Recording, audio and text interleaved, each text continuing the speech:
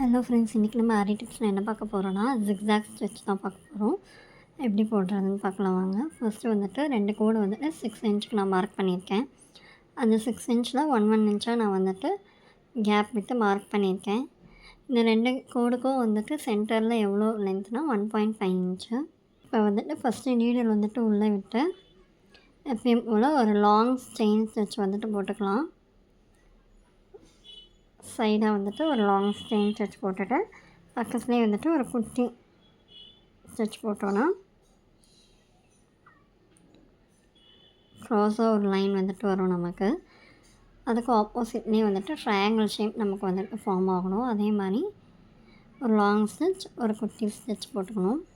அதே மாதிரி ஆப்போசிட்டில் நம்ம போட்டுகிட்டே வந்தோன்னா நமக்கு வந்துட்டு ஜிக்ஸாக் ஸ்டிச் வந்துட்டு ஃபார்ம் ஆயிடும்.